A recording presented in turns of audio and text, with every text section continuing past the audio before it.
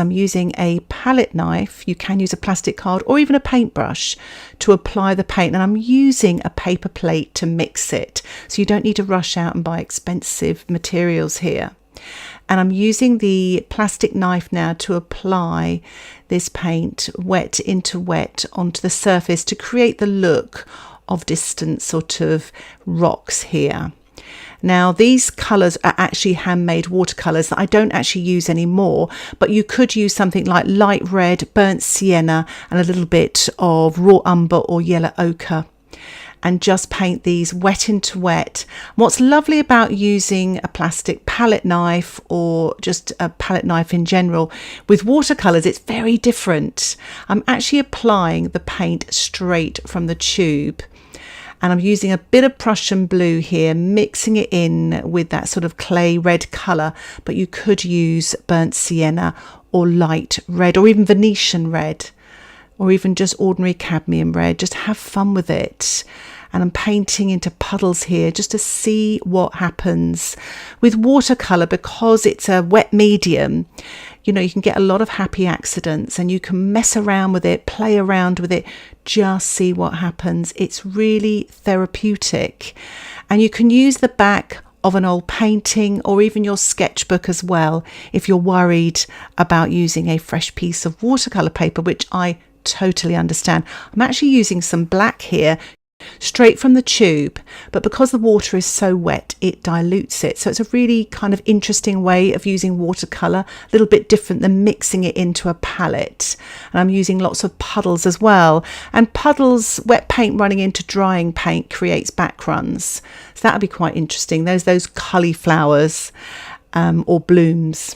So I'm applying this sort of dilute black paint now, diluted on the paper that is, and just applying it into the foreground area using a little bit of my imagination. I did have a photograph for this, but this looks totally different from the photograph, so I thought I'd just sort of not share the photograph because it's just a seascape with waves, etc., and I went in a completely different direction, but just showing you can paint from your imagination. I tend to like a photograph to be there. I don't actually look at it sometimes, so if you want one there for comfort, get a seascape with some rocks and then see what happens.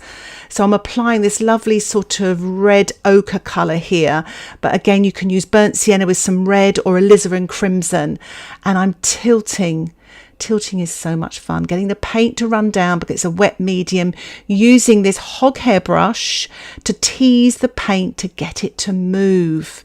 You can use a large household paintbrush if you want to. Just, you know, you don't have to run out and buy the most expensive materials here. So as you can see, I'm just letting the paint run by tilting it to the right here, just to see what happens. I'm wetting the sky area again with this large hog hair brush. And I'm using some paint again straight from the tube. And I'm mixing it on the paper plate. Any blue will do. You could use ultramarine with a little bit of black or Paynes grey, a bit of Prussian blue with some black or Paynes grey. Painting this with the palette knife wet into wet. It feels so good, and you can tilt this as well. I find with this technique, hot press paper seems to be the best, the smoother paper. You can use cold press. I find rough paper, when you use paint straight from the tube, it gets sort of stuck in the grain. So I would sort of recommend hot press or cold pressed. So I'm using thick blue paint, a bit of Prussian blue with my plastic knife, but you could use a plastic card as well, or another plastic tool. Maybe you've got one that you can share in the comments section that you use, but just applying this thick creamy paint straight from the tube onto the wet or damp surface, and actually printing with the knife as well to create really thin lines. I find this sort of painting, look at the sky, it looks so peaceful. So applying this sort of dilute paint here to the foreground area, and this area is the sea and it's dry, so you're just getting these marks, wet on dry, but on the beach area is a little bit more wet into wet. So just applying a little bit more dark here. Now if you like this style of painting, I've got lots more in my abstract playlist, and I'll put a link for the playlist in the description below. and just applying a little bit more black or any dark colour straight from my palette, but that's literally freshly squeezed paint. I love saying that. And just applying that Prussian blue here, damp into wet. Now, I made that little palette for a workshop I did a few years ago, where I've got some empty pans and some tube paint, so all the students could have the colours that I had. So I squeezed them out individually, but you could make your own little palettes. I bought those little plastic empty boxes from Amazon and actually stuck the pans down with some glue so that they wouldn't fall out, and then squeeze whatever colours you fancy. Really, you can make your own little mobile palette for travel maybe. So I'm using my pipette here to squeeze some water just straight from the tap to sort of actually dilute some areas, and I'm tilting as well, but you get some nice effects and really atmospheric effects just by tilting, and you can tilt some of that dark as well into the wet. Using my brush as well to lift off some paint to create some lighter areas. You can really just experiment using this technique, and as you can see, using that clean damp brush to lift off the paint to create lighter areas. I'm using a plastic store card here cut up to lift off damp paint, and I will put a link in the description below of a tutorial I made all about using plastic cards, a great tool for watercolour.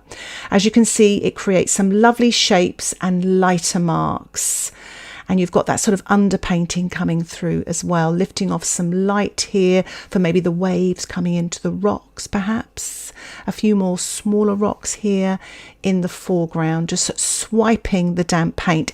If you find the paint runs back in on itself, just wait a little bit longer, it's just too wet.